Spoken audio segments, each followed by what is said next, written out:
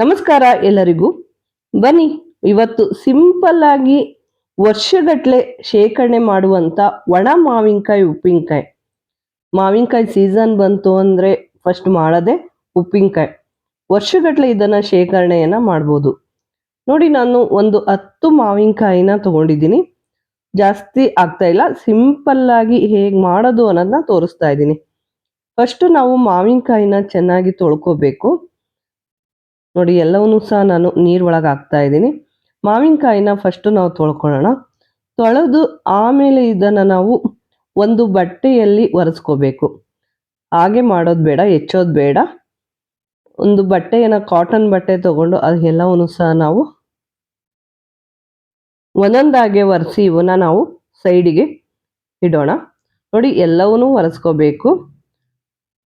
ತುಂಬ ರುಚಿಯಾಗಿರುತ್ತೆ. ಊಟಕ್ಕೆ ಉಪ್ಪಿನಕಾಯಿ ಇಲ್ಲದೆ ಇರುತ್ತಾ? ಹಸಿ ಉಪ್ಪಿನಕಾಯಿ ಹಾಕಿದ್ರೆ ಏನಾಗುತ್ತೆ, ಬೇಗನೆ ಹಾಳಾಗುತ್ತೆ. ಹಾಗಾಗಿ ನಾವು ಇದನ್ನ ವರ್ಷಗಟ್ಟಲೆ ಶೇಖರಣೆ ಮಾಡಿಡಬೇಕು. ಅಂದರೆ ಒಣಗಿ ಮಾಡಿದ್ರೆ ಇದನ್ನ ವರ್ಷ ಆದರೂ ಅಲ್ಲ, 2 ವರ್ಷ ಆದರೂ ಚೆನ್ನಾಗಿರುತ್ತೆ, ಬೇಗನೆ ಸಹ ಹಾಳಾಗೋದಿಲ್ಲ. ನೋಡಿ, ನಾನು ಮಾವಿನಕಾಯಿನ ಎಲ್ಲವನ್ನೂ ಸಹ ಹೆಚ್ಚಿಟ್ಕೊಳ್ತಾ ಇದ್ದೀನಿ. ನಿಮಗೆ ಸೈಜು ಸಣ್ಣ ಬೇಕು ಅಂದರೆ ಸಣ್ಣದಾಗಿ ಹೆಚ್ಚಿಕೊಳ್ಳಿ, ಇಲ್ಲ ದೊಡ್ಡ ಸೈಜಲ್ಲಿ ಬೇಕು ಅಂದರೂ ದಪ್ಪನಾಗಿ ಸಹ ಹೆಚ್ಕೋಬೋದು. ನೋಡಿ, ನಾನು ಮೀಡಿಯಮ್ ಆಗಿ ಸಣ್ಣ ಸಣ್ಣದಾಗಿ ಹೆಚ್ಚಿಟ್ಕೊಳ್ತಾ ಇದ್ದೀನಿ. ಎಲ್ಲವನ್ನೂ ಸಹ ನಾನು ಇದೇ ರೀತಿಯಲ್ಲಿ ಮಾವಿನಕಾಯಿನ ಹೆಚ್ಚಿ ಇಡ್ತಾ ಇದ್ದೀನಿ. ನೋಡಿ, ಎಲ್ಲವನ್ನೂ ಹೆಚ್ಚಿ ರೆಡಿ ಮಾಡಾಗಿದೆ. ಈಗ ಇದನ್ನು ಒಂದು ಪಾತ್ರೆಗೆ ನಾವು ತೆಗೆಯೋಣ. ನೋಡಿ, ಹೆಚ್ಚಿರೋ ಮಾವಿನಕಾಯಿನ ನಾವು ಒಂದು ಪಾತ್ರೆಗೆ ತೆಗೆದು ಅದಕ್ಕೆ ನಾವು ಎಷ್ಟು ಬೇಕು ಅಷ್ಟು ಉಪ್ಪನ್ನು ಮಾತ್ರ ಹಾಕೊಳ್ಳೋಣ. ನಾನು ಒಂದು 1/4 ಬಟ್ಲು 5ರಿಂದ 6 ಸ್ಪೂನಷ್ಟು ಉಪ್ಪನ್ನು ನಾನು ಹಾಕ್ಕೊಂಡಿದ್ದೀನಿ. ಉಪ್ಪು ಕಡಿಮೆ ಆದರೆ ಬೇಕಾದರೆ ನಾವು ಮತ್ತೆ ಉಪ್ಪನ್ನು ಹಾಕ್ಬೋದು.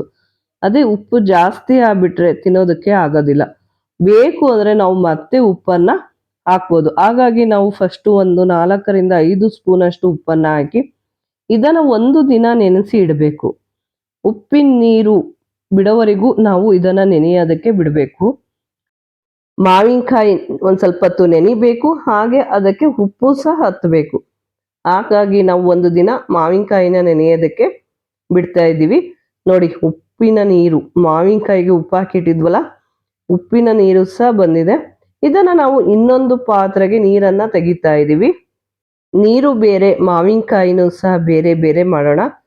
ನೋಡಿ, ಮತ್ತೆ ಉಪ್ಪಿನ ನೀರನ್ನು ಬಿಸಾಕಬೇಡಿ, ಹಾಗೆ ಇಡಬೇಕು. ನೆಕ್ಸ್ಟ್ ನಾವು ಒಣ ಮಾವಿನಕಾಯಿ ಉಪ್ಪಿನಕಾಯಿ ಹಾಕಿದ್ರು ಒಂದು ಸ್ವಲ್ಪ ನೀರಿನ ಅಂಶ ಬೇಕಲ್ವಾ? ಹಾಗಾಗಿ ನಾವು ಈ ಉಪ್ಪಿನ ನೀರನ್ನೇ ಹಾಕಬೇಕು.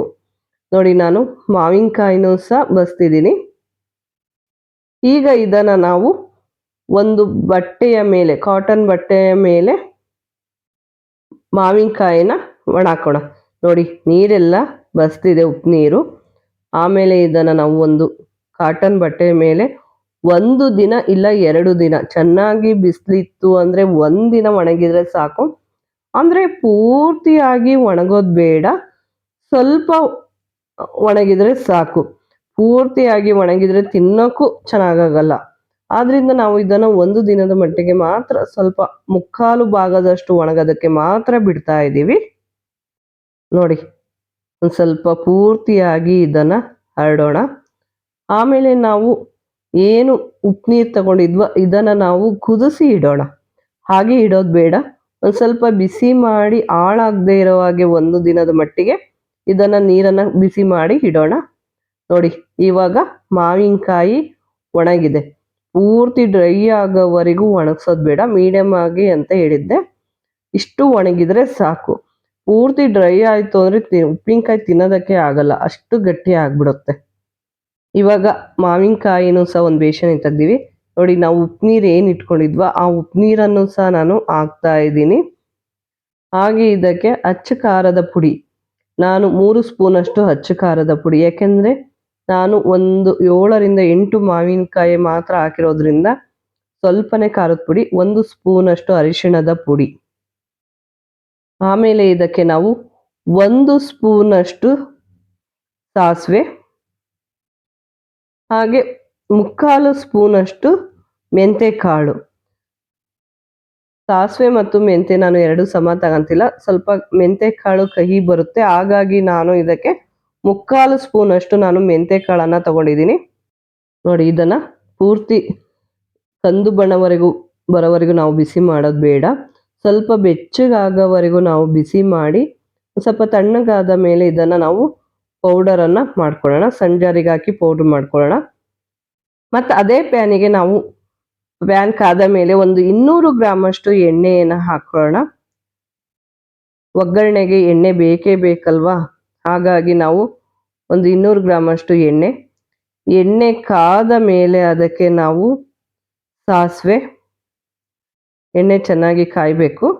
ಆಮೇಲೆ ಇದಕ್ಕೆ ನಾವು ಸಾಸಿವೆ, 1 ಸ್ಪೂನ್ ಬೆಳ್ಳುಳ್ಳಿ, ಒಂದು ಬೆಳ್ಳುಳ್ಳಿನ ಬಿಡಿಸಿ ಇಟ್ಕೊಂಡಿದ್ದೀವಿ, ಬೆಳ್ಳುಳ್ಳಿ, ಹಾಗೆ ಹಿಂಗು. ನಾನು 1 ಸ್ಪೂನ್ ಅಷ್ಟು ಹಿಂಗನ್ನು ಹಾಕ್ಕೊಳ್ತಾ ಇದ್ದೀನಿ. ನೋಡಿ, ಹಿಂಗೆ ಹಾಕಿದ್ರೇ ಉಪ್ಪಿನಕಾಯಿ ತುಂಬ ಟೇಸ್ಟ್ ಅಂತಾರೆ, ಹಾಗೆ ಹಾಳಾಗೋದಿಲ್ಲ ಬೇಗ ಅಂತಾರೆ. ಹಾಗಾಗಿ ಹಿಂಗನ್ನು ಸಹ 1 ಸ್ಪೂನ್ ಅಷ್ಟು ನಾನು ಹಾಕ್ತಾ ಇದ್ದೀನಿ. ನೋಡಿ, ಎಲ್ಲದೂ ಸಹ ಎಣ್ಣೆಗೆ ಹಾಕಿದ ಮೇಲೆ ಎಣ್ಣೆನ ನಾವು ಆರೋದಕ್ಕೆ ಬಿಡೋಣ. ನೆಕ್ಸ್ಟು ಮಾವಿನಕಾಯಿಗೆ ಖಾರದ ಪುಡಿ, ಅರಿಶಿನ ಪುಡಿ ಹಾಕಿದ್ವಿ, ಹಾಗೆ ಪೌಡ್ರ್ ಮಾಡ್ಕೊಂಡಿರುವಂಥ ಮೆಂತೆ ಮತ್ತು ಸಾಸಿವೆ ಎರಡನ್ನೂ ಸಹ ನಾವು ಹಾಕ್ತಾ ಇದ್ದೀವಿ. ಇವಾಗ ಇಷ್ಟನ್ನು ಹಾಕಿ ಇವಾಗ ನಾವು ಮಿಕ್ಸ್ ಮಾಡ್ಕೊಳ್ಳೋಣ. ಫಸ್ಟು ಉಪ್ಪು, ಖಾರ, ಮೆಂತೆ ಎಲ್ಲವನ್ನೂ ಸಹ ಹಾಕಿ ನಾವು ಇವಾಗ ಇದನ್ನು ಮಿಕ್ಸ್ ಮಾಡ್ತಾ ಇದ್ವಿ. ಏಕೆಂದರೆ ನೀರಿನ ಅಂಶ ಬೇಕು, ಬೇರೆ ಸಪ್ರೇಟಾಗಿ ನೀರು ಹಾಕೋದು ಬೇಡ. ಏಕೆಂದರೆ ಉಪ್ಪು ಖಾರ ಎಲ್ಲ ಹತ್ತಬೇಕಲ್ವ ಮಾವಿನಕಾಯಿಗೆ. ಒಣಗಿಸಿರೋ ಮಾವಿನಕಾಯಿ ಆದರೆ ಬೇಗ ಹತ್ತೋದಿಲ್ಲ, ಏಕೆಂದರೆ ಉಪ್ಪಿನ ಅಂಶನೂ ಇರೋದಿಲ್ಲ ನೀರು ಬಿಡೋದಕ್ಕೆ. ಹಾಗಾಗಿ ಅದೇ ನೀರನ್ನು ನಾವು ಹಾಕಿ ಈಗ ಮಿಕ್ಸ್ ಮಾಡ್ತಾ ಇದ್ದೀವಿ. ಪೂರ್ತಿಯಾಗಿ ಇದನ್ನು ನಾವು ಇವಾಗ ಮಿಕ್ಸ್ ಮಾಡಬೇಕು. ಖಾರ, ಅರಿಶಿನ ಹಾಗೂ ಮೆಂತೆ ಎಲ್ಲವನ್ನೂ ಹಾಕಿದ್ವಿ. ಈಗ ಒಗ್ಗರಣೆ ಮಾಡಿರುವಂಥ ಸಾಸಿವೆ, ಬೆಳ್ಳುಳ್ಳಿ, ಹಿಂಗನ್ನು ಸಹ ನಾವು ಹಾಕಿ ಇದನ್ನು ಮಿಕ್ಸ್ ಮಾಡಿ ಬಿಡೋಣ. ಇದನ್ನು ನಾವು ಏನೂ ಇಲ್ಲ ಅಂದರೂ 1 ದಿನ ಪೂರ್ತಿಯಾಗಿ ನೆನೆಯೋದಕ್ಕೆ ಬಿಡೋಣ. ನೆಂದ ಮೇಲೆ ಇದನ್ನು ನಾವು ಒಂದು ಗಾಜಿನ ಬಾಟ್ಲಿ, ನೋಡಿ ಗಾಜಿನ ಬಾಟ್ಲಿಗೆ ಉಪ್ಪಿನಕಾಯಿ ಹಾಕಿಟ್ರೆ ಹಾಳಾಗೋದಿಲ್ಲ ಬೇಗ ಅಂತ ಅಂತಾರೆ, ಹಾಗಾಗಿ ನಾವು ಇದನ್ನು ಗಾಜಿನ ಬಾಟ್ಲಿಗೆ ನಾವು ಹಾಕಿಡೋಣ. ನೋಡಿ, ಇದು ಪೂರ್ತಿಯಾಗಿ ನೆನಿಬೇಕು. ನೆನೆದು 1 ದಿನ ಆದ ಮೇಲೆ ಇದನ್ನು ನಾವು ಒಂದು ಗಾಜಿನ ಬಾಟ್ಲಿಗೆ ಹಾಕಿಡ್ತಾ ಇದ್ವಿ. ನೋಡಿ, ನಾನೊಂದು ಸ್ವಲ್ಪ ಚಿಕ್ಕ ಬಾಟಲೇ ತೊಗೊಂಡಿದ್ದೀನಿ, ಯಾಕೆಂದರೆ ಸ್ವಲ್ಪ ಮಾತ್ರ ಮಾವಿನಕಾಯಿನ ಹಾಕಿರೋದ್ರಿಂದ. ಒಂದು ಬಾಟಲಿಗೆ ಹಾಕಿ ಈಗ ಇದನ್ನು ವರ್ಷಗಟ್ಟಲೆ ಬೇಕಾದರೂ ಶೇಖರಣೆಯನ್ನು ಮಾಡ್ಬೋದು. ಹಾಗೆ ನಮ್ಮ ಚಾನಲನ್ನು ಯಾರು ಸಬ್ಸ್ಕ್ರೈಬ್ ಮಾಡಿಲ್ಲೋ ಸಬ್ಸ್ಕ್ರೈಬ್ ಮಾಡಿ, ಇಷ್ಟವಾದರೆ ಒಂದು ಲೈಕ್ ಕೊಡಿ, ಕಮೆಂಟ್ ಮಾಡಿ, ಹಾಗೆ ಶೇರ್ ಮಾಡಿ. ನೋಡಿ, ಮಾವಿನಕಾಯಿ, ಒಣ ಮಾವಿನಕಾಯಿಯ ಉಪ್ಪಿನಕಾಯಿ ಇವಾಗ ರೆಡಿಯಾಗಿದೆ. ತುಂಬಾ ರುಚಿಕರವಾದಂಥ ಟೇಸ್ಟಿಯಾದಂಥ ಉಪ್ಪಿನಕಾಯಿ ಅಂತಲೇ ಹೇಳ್ಬೋದು. ಇದನ್ನು ವರ್ಷಗಟ್ಟಲೆ ಆದರೂ ನಾವು ಶೇಖರಣೆಯನ್ನು ಮಾಡಿಡ್ಬೋದು. ಹಾಗೆ ಇನ್ನೊಂದು ಏನು ಅಂದರೆ, ಪೂರ್ತಿಯಾಗಿ ಮಾವಿನಕಾಯಿನ ನಾನು ಒಣಗಿಸಿಟ್ಕೊಂಡಿದ್ದೀನಿ. ಬೆಟ್ಟದ ನೆಲ್ಲಿಕಾಯಿ ಎಲ್ಲ ಹೇಗೆ ಒಣಗಿಸಿಟ್ಕೊತೀರೋ ಅದೇ ರೀತಿಯಲ್ಲಿ ಈ ಮಾವಿನಕಾಯಿನೂ ಸಹ ಒಣಗಿಸಿಟ್ಕೊಂಡಿದ್ದೀನಿ. ಬೇಜಾರಾದಾಗ ನಮಗೆ ಬೇಕು, ಬಾಯಲ್ಲಿ ಉಪ್ಪು ಹುಳಿ ಹುಳಿ ತಿನ್ನಬೇಕು ಅನಿಸಿದಾಗ ಒಂದೊಂದಾಗಿ ಇದನ್ನು ನಾವು ಸಹ ತಿನ್ಬೋದು. ಒಣ ಮಾವಿನಕಾಯಿಯ ಉಪ್ಪಿನಕಾಯಿ ಇವಾಗ ರೆಡಿಯಾಗಿದೆ. ಒಣಗಿಸಿ ಸಹ ಮಾವಿನಕಾಯಿ ರೆಡಿಯಾಗಿದೆ.